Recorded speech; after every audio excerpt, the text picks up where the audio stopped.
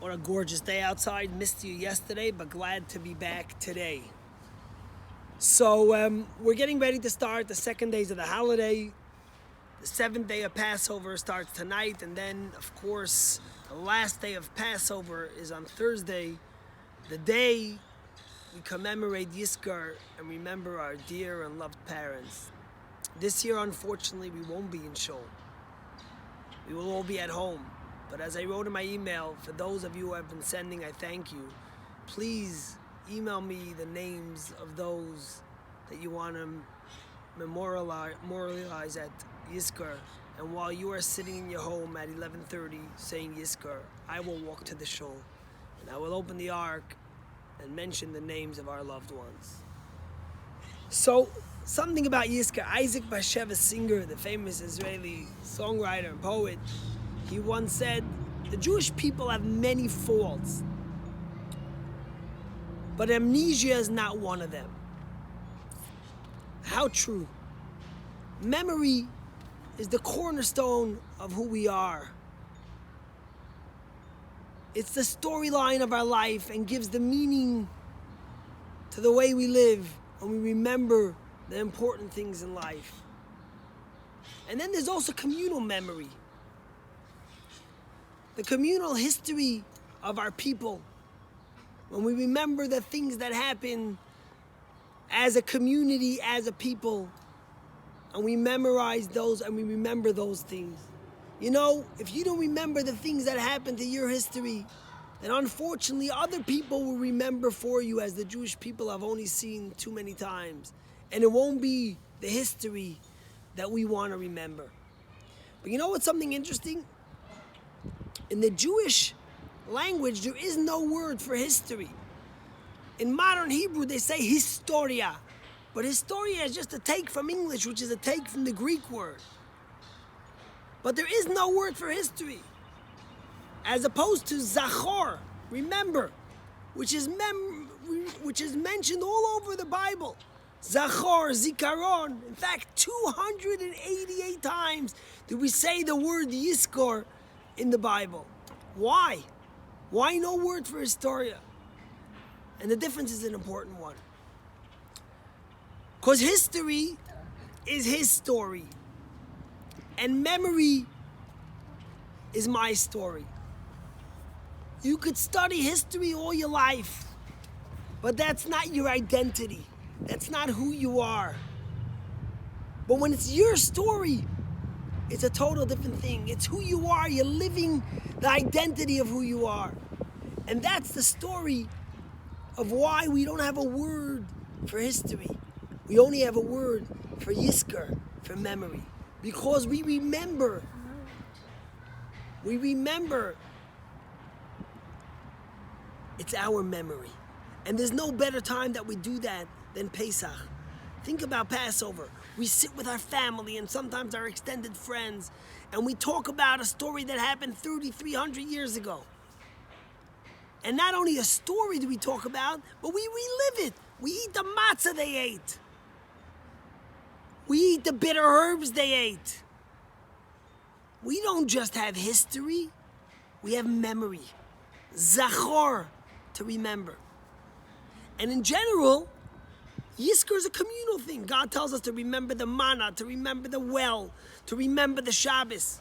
But the only time in Jewish life when God tells us to have a personal memory in public is at Yizkor, when we remember our loved ones. I want to tell you a story. 108 years ago, April 10th, the Titanic, the greatest boat that was ever built back then. You're talking about 108 years ago, built of monumental proportions.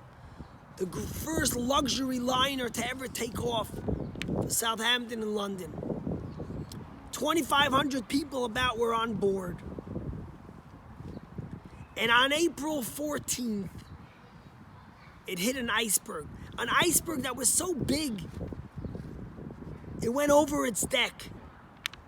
But that was only the tip of it. Everything else, which was the size of a huge mountain, was all under.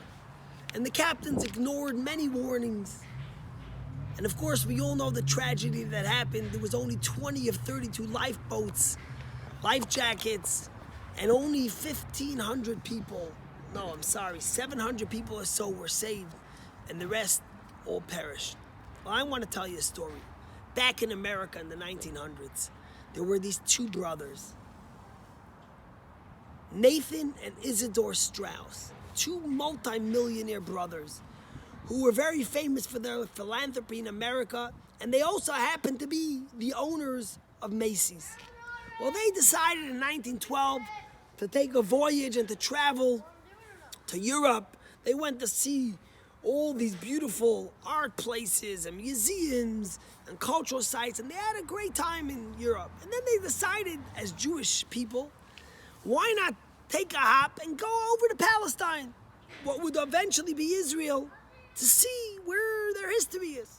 So the two brothers come to Israel, and Nathan and Isadore get the royal treatment. Philanthropists, they're shown every yeshiva, they're shown every gravesite of the great sages, every new building that's being built. And they had a great time.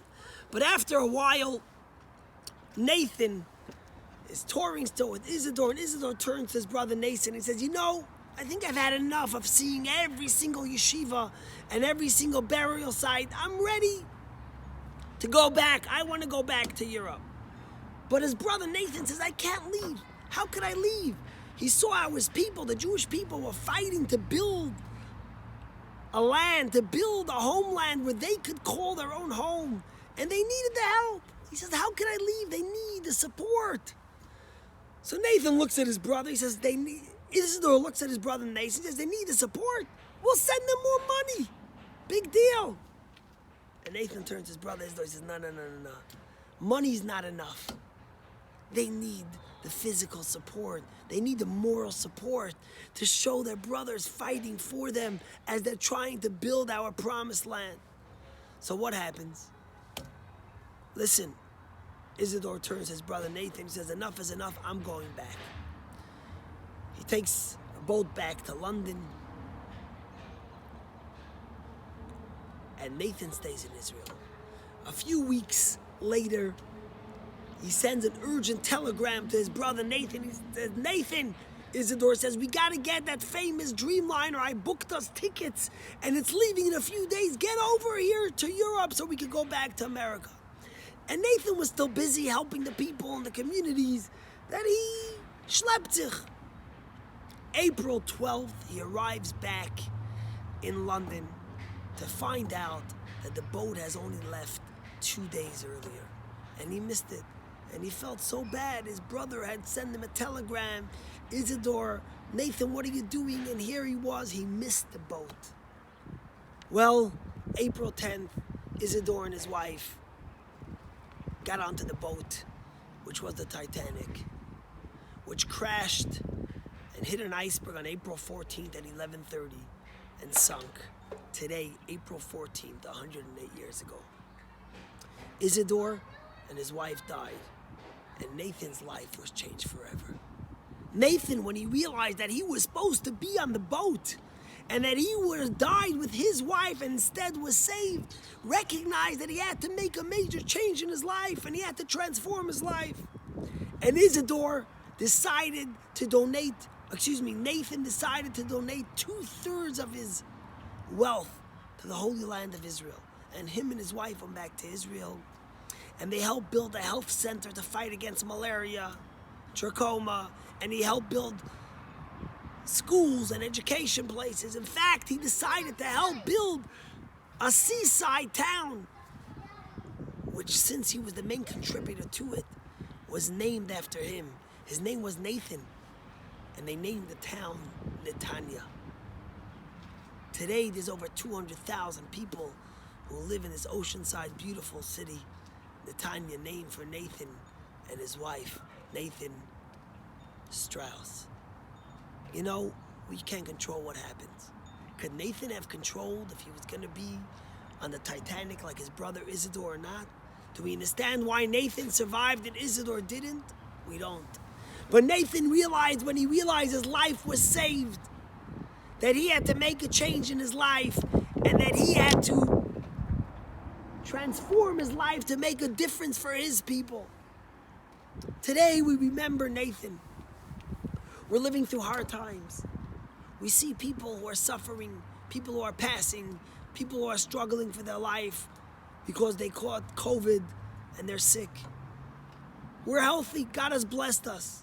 If we're healthy, we have to transform it to make a difference in life, to change the life of others. Hello? Hey!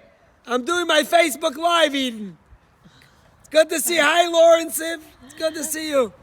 We're outside, so we get to see our friends. You want to come by to say hi? We could... Anyways, so...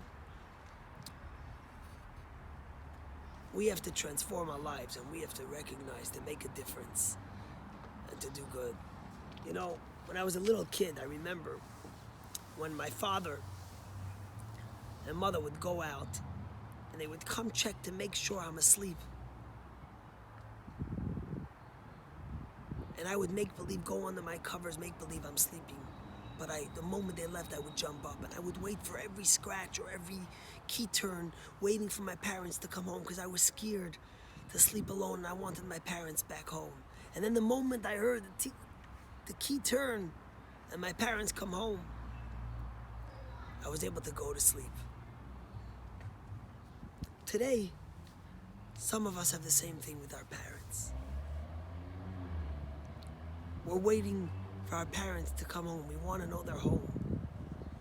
But today, we think they're sleeping and we're the ones that are up waiting.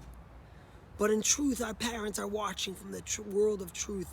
And they watch every move, every turn of the key, every mitzvah we do, every good deed, every time we continue our tradition and we remember that we're Jewish and we do another mitzvah and we give charity on their behalf and we help someone else and we go to shul and we celebrate the Seder. Our parents are listening every key turn, every time there's a scratch, as if they're coming to know that we are continuing what they're doing.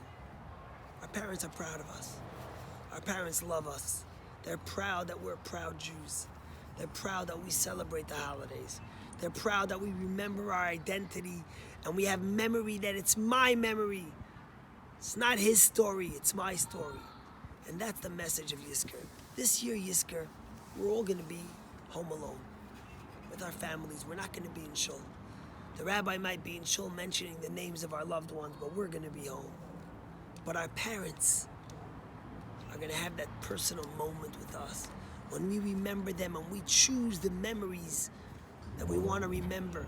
We choose the good things that happened, the care our parents gave us, the love they showed us, the nurture, the sacrifice they had for us. And we embrace them with the mitzvahs we do when we say, I love you. May God give us to have a great Yom Tif. The last days of Passover is also the days when the light of Mashiach shines, the light of redemption. And it gives us the power to dream of a new beginning, to dream of a time where there'll be no suffering, no pain, no death, no hurt, when we will all live to celebrate the life that God has given us and understand the wisdom of the Torah. Chag Sameach, have a great day.